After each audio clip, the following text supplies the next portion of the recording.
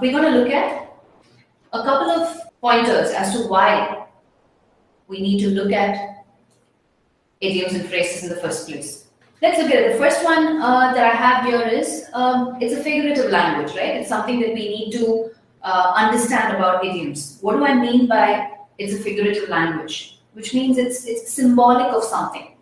Yeah, it's metaphorical, right?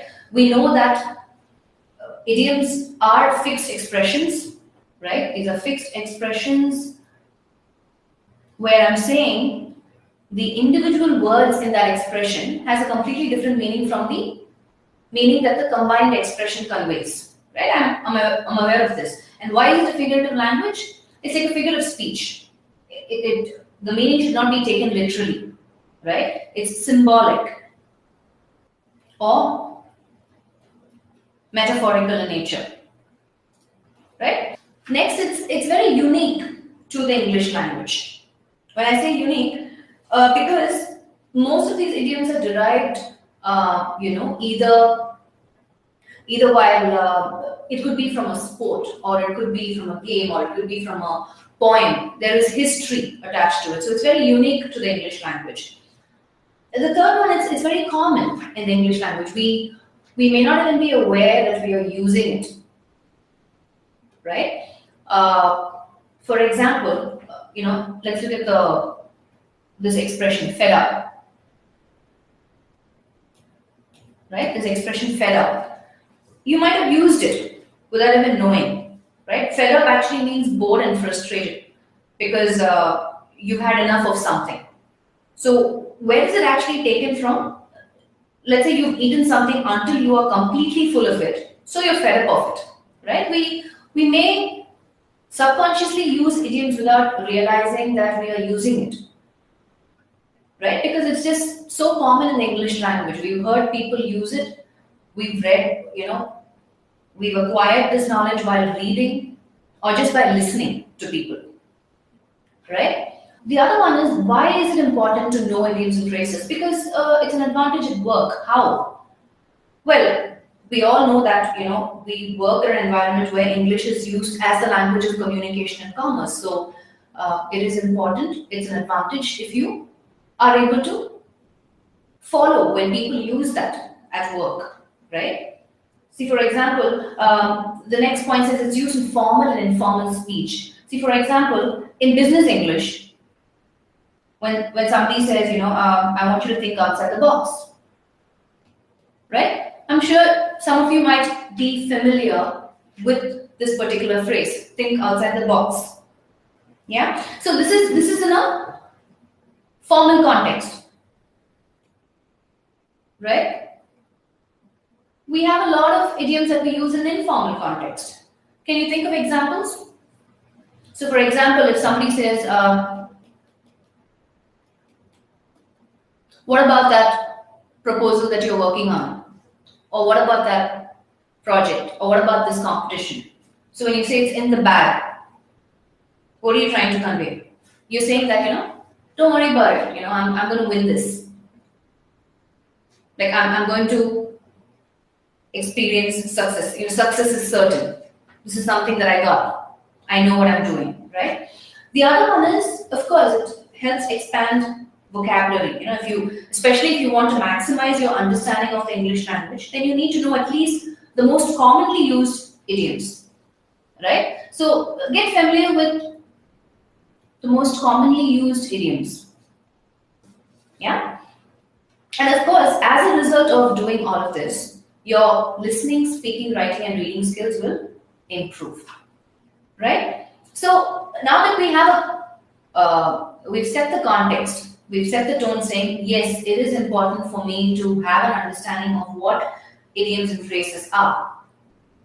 Because at the end of the day, when I'm attempting examinations, when I'm taking the exam, right, there could be a lot of idiomatic expressions in reading comprehension, or closed passage, or fill in the blanks, or phrases. So if I'm aware of it, then it becomes easier for me to follow.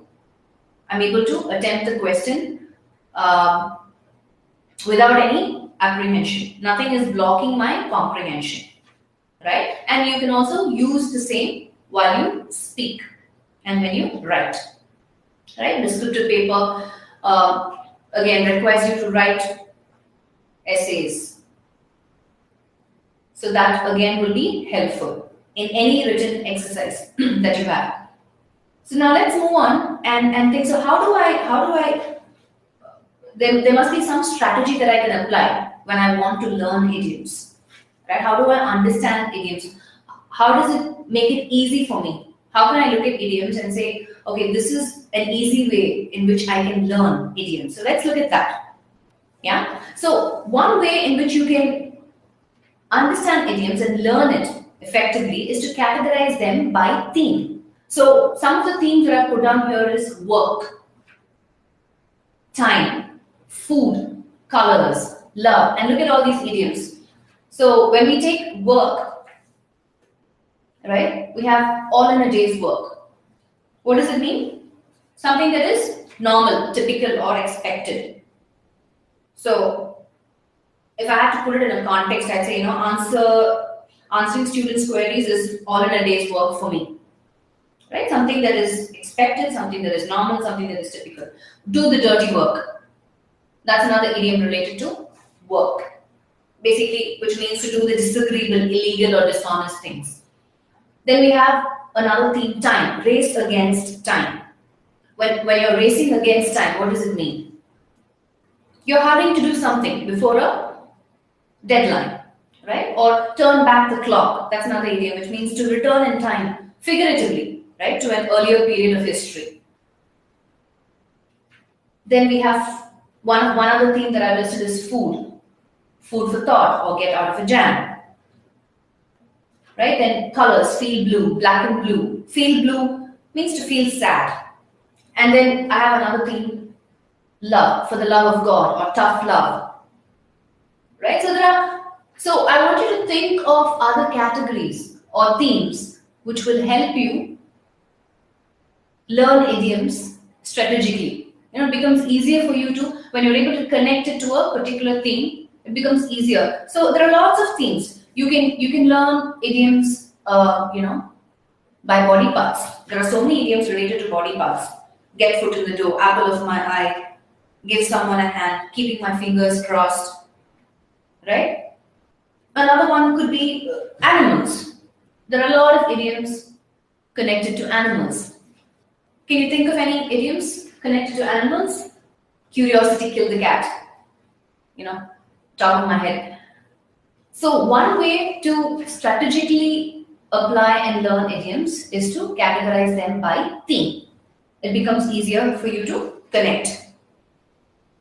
Or you can even look at idioms that use a particular word, like game or day, right? For example, the word day. So idioms like save the day or red letter day, right? So these are just examples. I'm looking at how can I categorize these idioms and how will it be more effective for me to approach and learn idioms. One is theme. All right. You can come up with various themes. There are themes related to, you can have idioms with respect to numbers, right? You can have idioms with respect to feelings. There are lots. Okay. Now, like I said, it's easier if you're able to connect idioms to context, right? So, why is it easier for us to connect it to context? Because there are clues within the context that can help us, right? So, keeping that in mind, let's look at this sentence. After failing a math test, Tarun had to go home and face the music. So, the idiomatic expression here is face the music. So, face the music. So you have a verb and a noun. So by looking at the context, the option here is option A, to accept unpleasant results of one's actions. The second one, let's look at the second context. My advisor gave me some food for thought about job opportunities. Here, obviously, the idiom is food for thought, right? So out of the options A and B, which one do you think is the answer? Something to think about seriously, which is correct, right? So the context is kind of helping you. So when there is a context, it becomes easier for us to understand the meaning that the idiom is interpreting or conveying. Let's look at a couple of other contexts. After months on the back burner, the debate about email privacy is about to be renewed. So here, the idiomatic expression is on the back burner. My option A is to the beginning again, option B is on hold. Of course, the answer is B, on hold. What about the fourth one? Our proposal might not be accepted, in which case we'll have to go back to the drawing board. So here the idiomatic expression is back to the drawing board. Out of the options A and B, which is the one to start over from the beginning or to continue working on an art project. Right? Look at the context. After months on the back burner, the debate about email privacy is about to be renewed. So your clues in the context is after months is about to be renewed. So there's some change that's going to happen, but after a period of time. So obviously it has to be B. So the fourth one again, it's obviously option A. Our proposal might not be accepted, in which case we'll have to go back. Going back to the drawing board means because the proposal may not be accepted, they might have to start all over again. That's what it means, right? Let's look at a couple of more contexts. So we're very clear about how context can help us interpret the meaning of idioms. Raj was walking on air when he got the job. So idiomatic expression is walking on air. So out of our options A and B, off the ground looking down or feeling delighted. Yeah. So of course, it's feeling delighted. The context has kind of helped us arrive at the answer. The next one, I had to work late, but that's pretty much par for the course. Par for the course is the idiomatic expression when there's a big deadline approaching. So, which one do you think? The sixth one. So when you say something is par for the course, I had to work late, but that's pretty much par for the course when there's a big deadline approaching. I want you to think about the context again, right? The context is saying this person had to work late. Why? Because there's a big deadline approaching. So when you say something is par for the course, which means what? Something that is natural.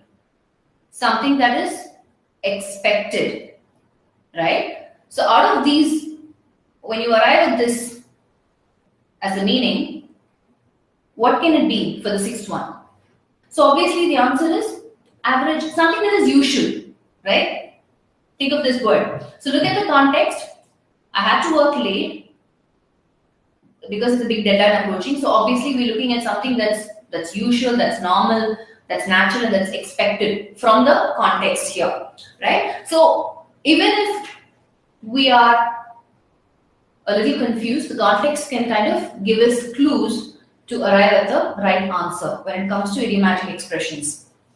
Now, some other things that you need to know which will help you understand idioms in detail, right? If I know the how part and the why part, right? Why is this idiom said in a particular way, or why is it said in a certain way, or what is the reason behind this particular idiom? So I'm talking about the origin. So let's look at a couple of things that you need to keep in mind. Look at the fifth sentence. It says Raj was walking on air when he got the job.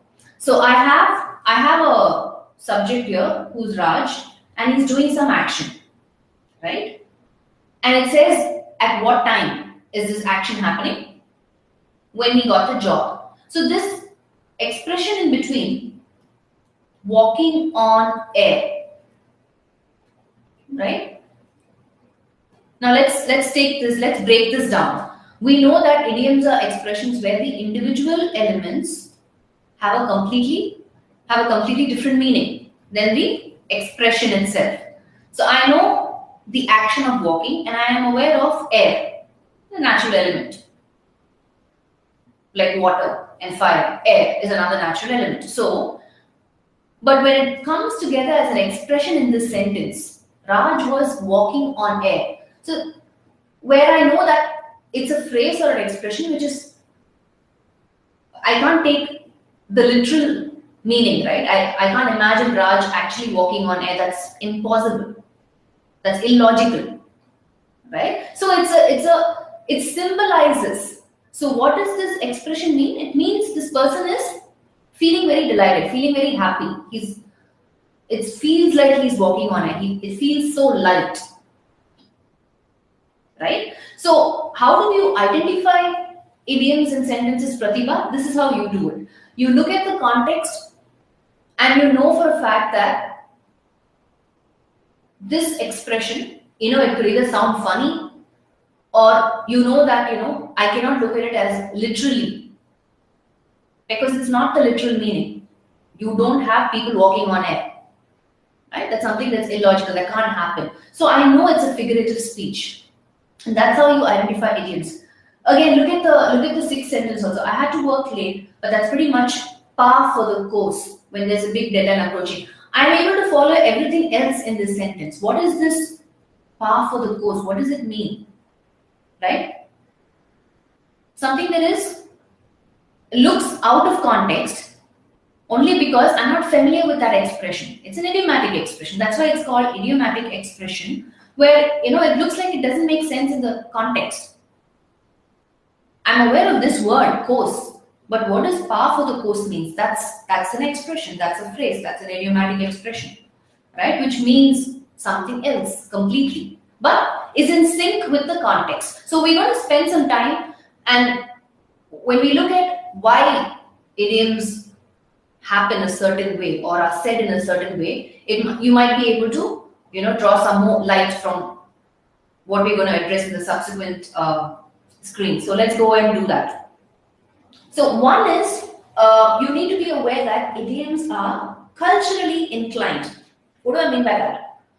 Idioms are culturally inclined. So just looking at a couple of these examples. Now, don't beat about the bush. We might be familiar more with don't beat around the bush, right? This switch actually happened somewhere in 1980. So for me, when I say culturally inclined, it helps to know the origin of how this idiom came to be, right? Basically, this particular idiom, okay, it's used in UK, right? And it is in the concept of bird hunting, right? What do I mean by that? So basically what happens is when they go to hunt birds, some of the people who are involved in the hunting, some members, they rouse the birds by beating the bush, enabling others to kind of making it easier for them to catch the birds, right? So it was a first step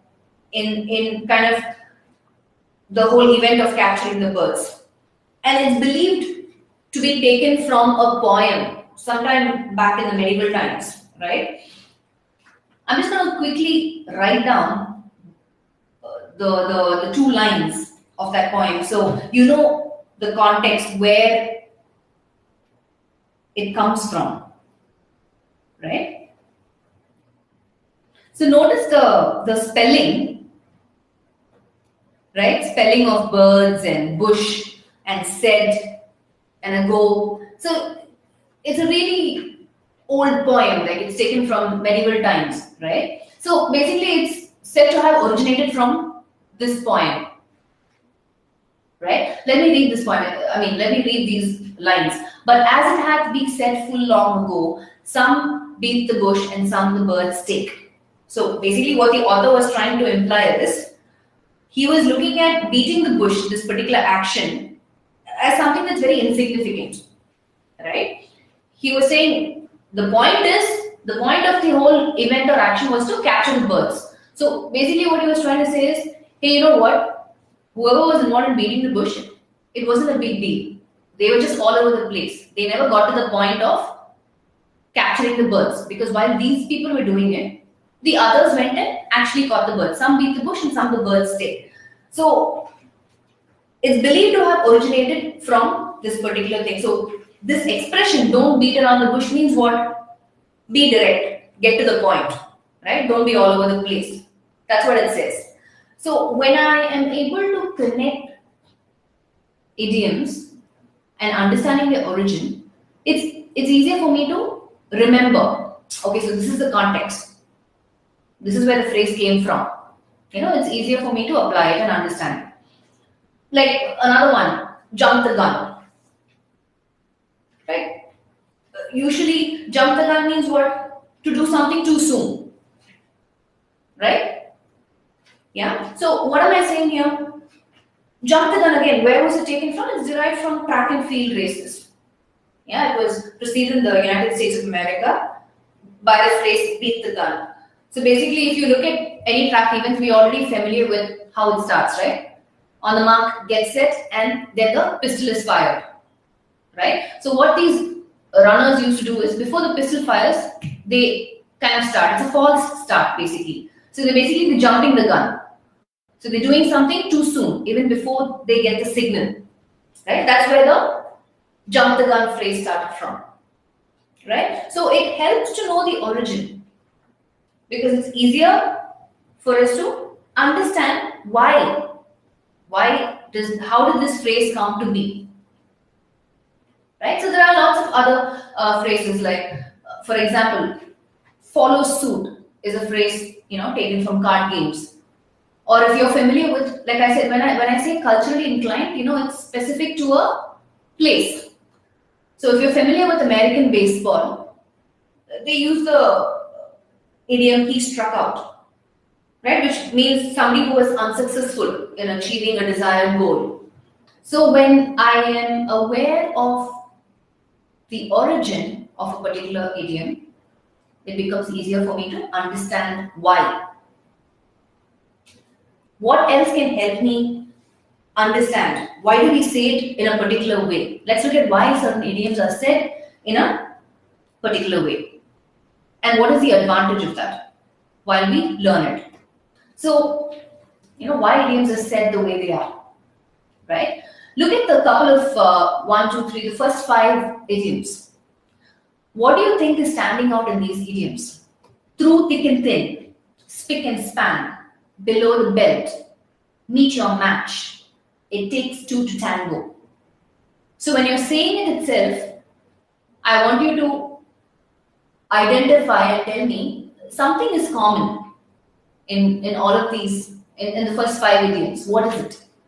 Are you able to identify what is it? I want you to say it loud with me, and then tell me, what do you think? I'm giving you a tip. The tip is for you to say those idioms out loud.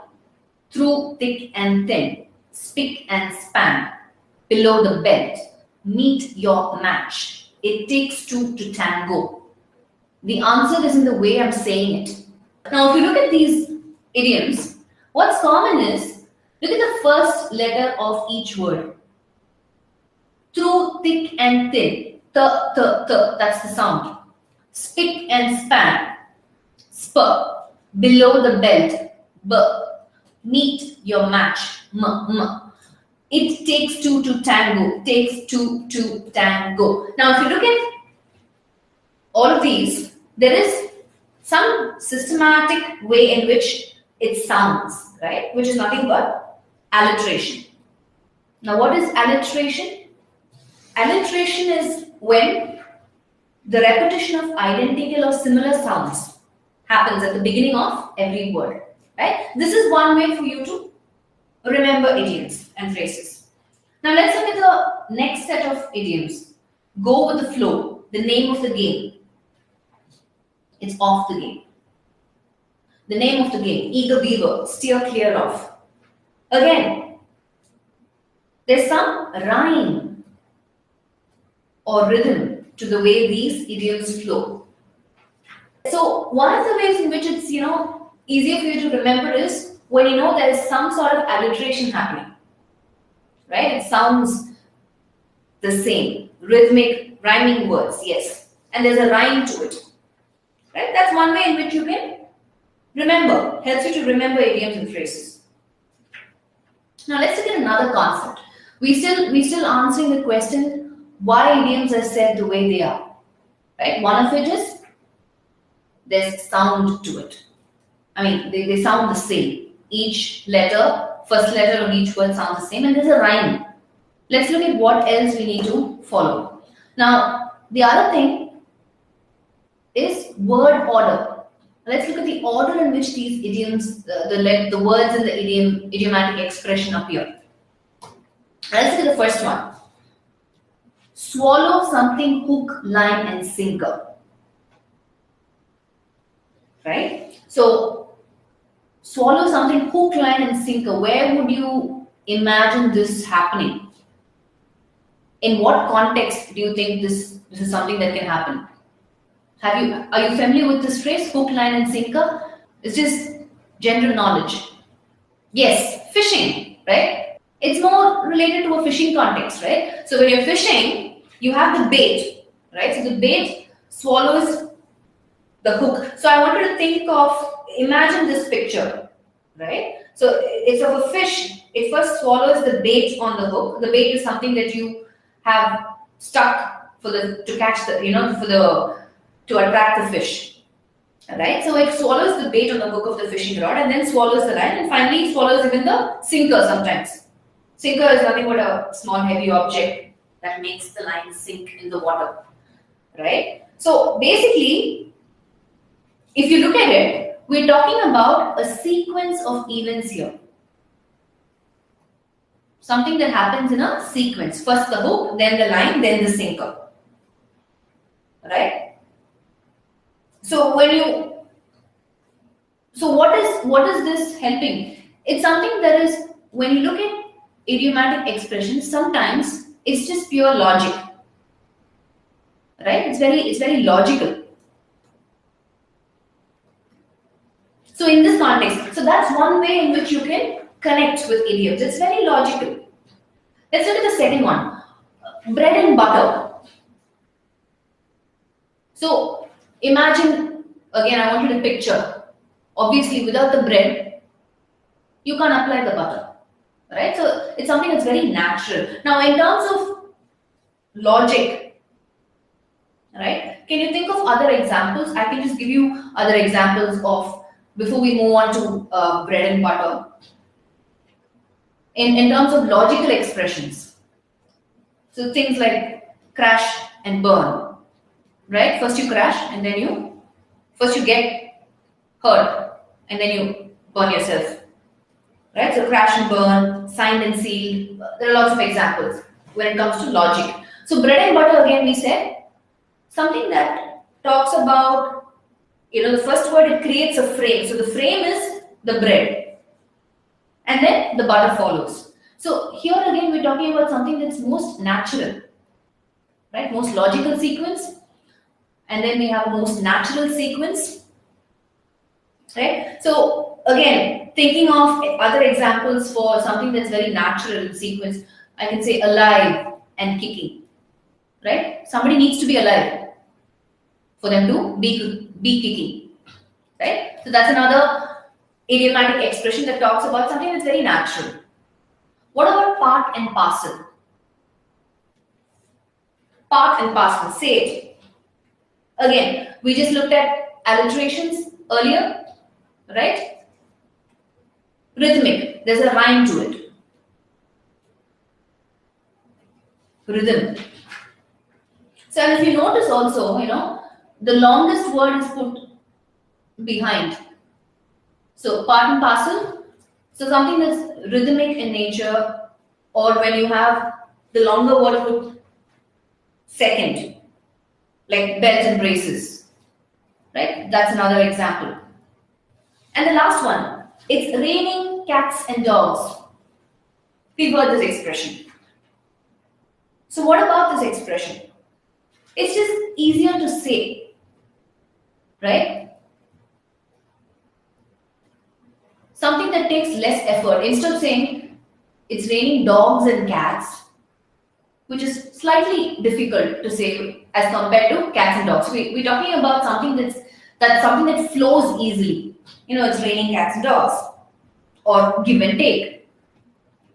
Yeah, we're familiar with this give and take, right? Why is it not take and give?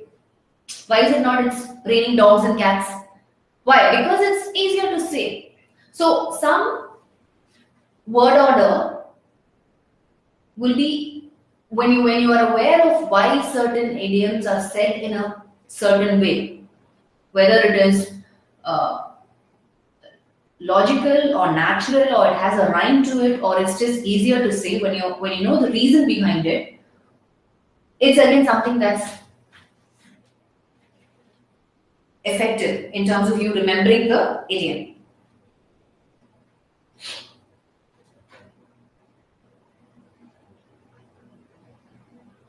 Right? So I want you to go back and kind of not only categorize idioms by theme. When you're learning idioms, I want you to keep these four in mind. One is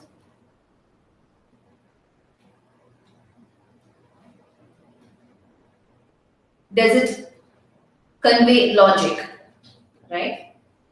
Or is it just very natural for it to happen, where we're talking about something has to be there for something else to happen? Alive and kicking, bread and butter. Or does it just have a rhythm to it? And the fourth one is just easy to say this way, right? Instead of take and give and take. Blood, sweat, and tears. You don't say tears, sweat, and blood. Yeah? So just some things that you need to keep in mind in order to remember idioms and understand them better. Now, you also, this is just good to know information in terms of, for example, we are familiar with this idiom, right? The grass is always greener on the other side of the fence. Now, this is the complete one.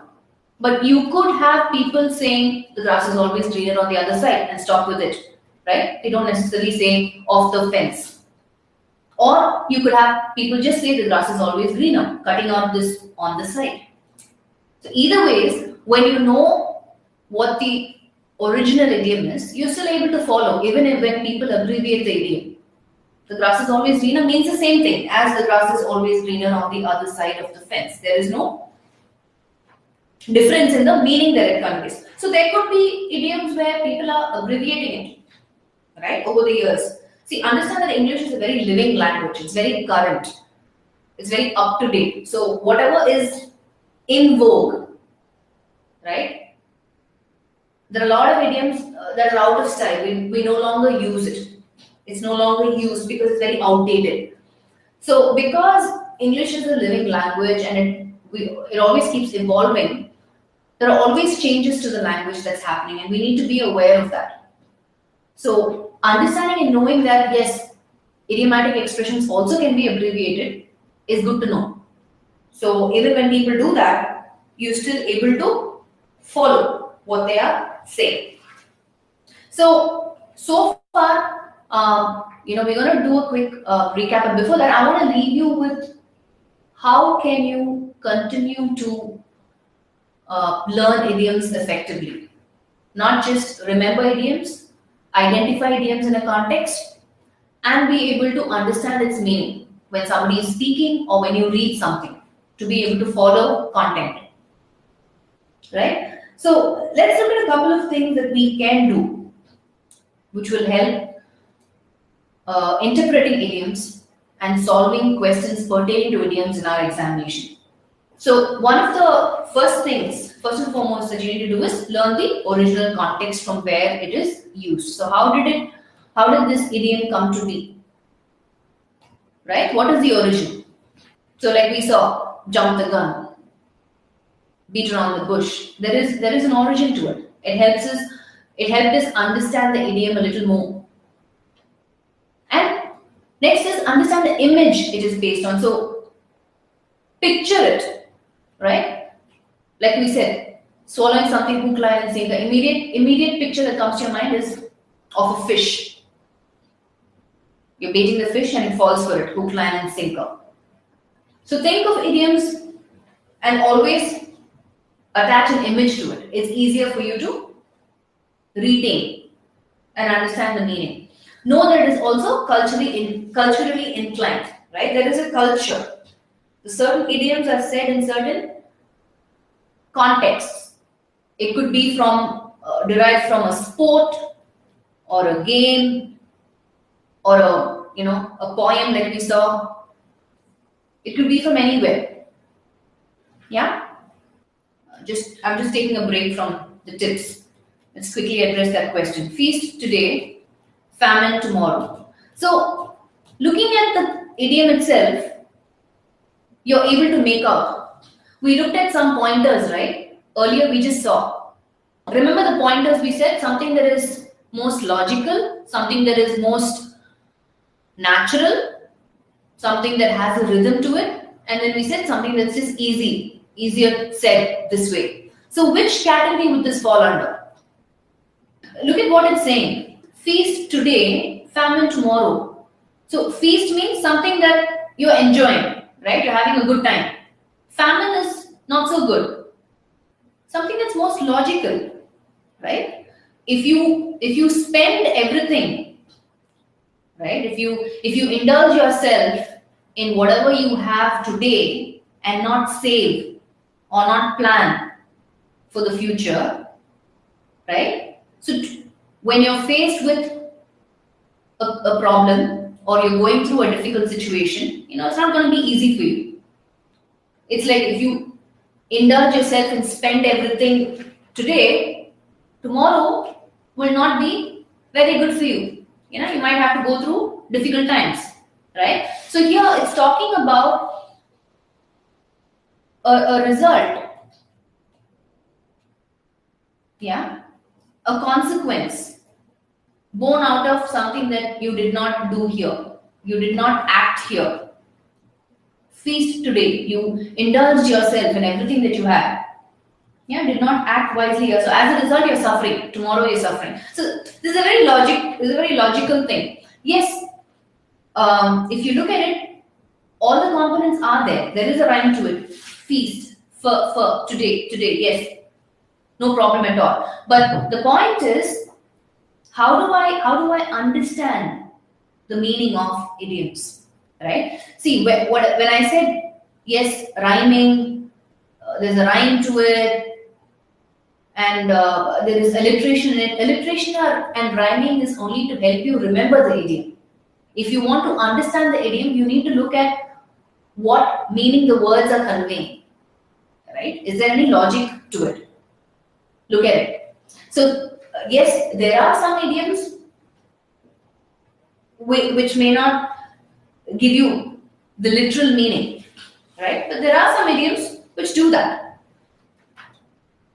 Like this one, feast today, famine tomorrow, right? Going back to the tips, one of the other things that you can do is practice role-playing, writing, and do indulge or engage in interactive activities. Interactive activities like, you can match a particular idiom to a situation or an action.